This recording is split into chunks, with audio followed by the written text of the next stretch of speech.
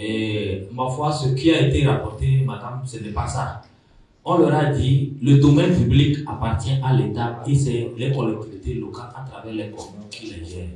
Nous, en ASAP, nous voulons faire une opération de curage du canal de Guinée.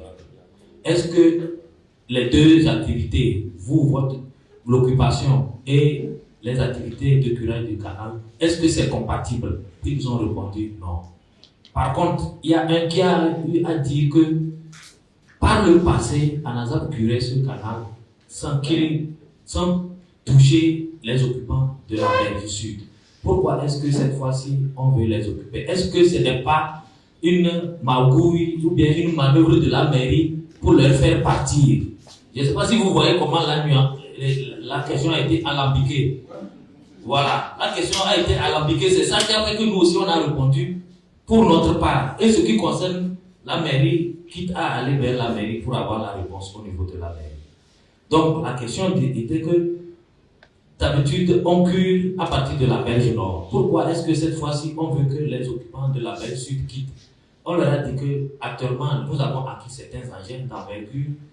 Pour que ces engins puissent avoir accès au canal dans les deux côtés, il faut que les emprises soient libérées. Et pour cela, nous avons demandé à le gestionnaire de l'espace de demander aux occupants de partir. Je ne sais pas si vous voyez la réponse que nous leur avons donnée. Donc, c'est là qu'ils nous ont demandé, est-ce qu'après qu'ils soient partis, s'ils consentent partir, est-ce qu'après, ils ont la chance de revenir? On leur a dit, nous n'avons pas cette compétence de leur donner cette réponse. C'est seul monsieur le maire qui pourra la répondre.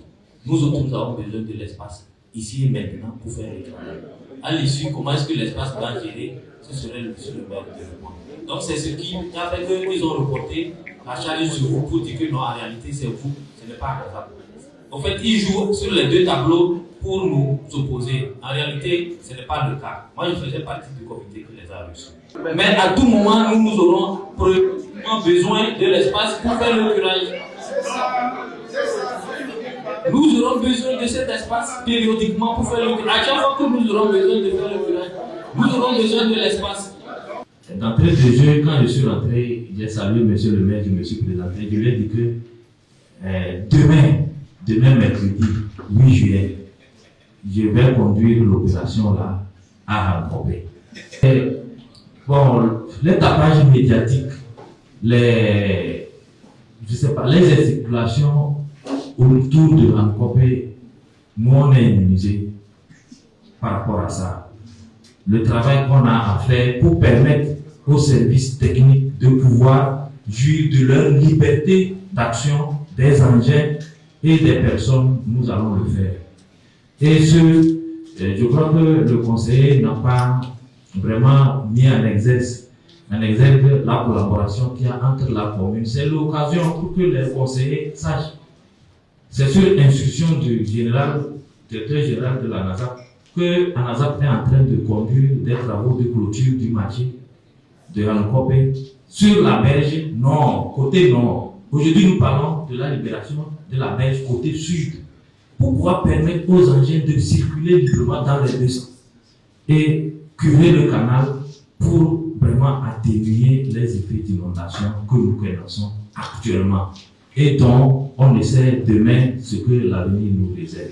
Pour répondre aux questions, c'est que cette opération va être conduite, monsieur le maire, dès demain. Et nous allons commencer par les hangars au niveau du lac de Yokonakwe, les hangars qui bordent le sud du lac de Yokonakwe. C'est par là que nous allons commencer demain et progressivement nous allons atteindre le marché de Rancopé et précisément la berge sud. Merci, monsieur le maire.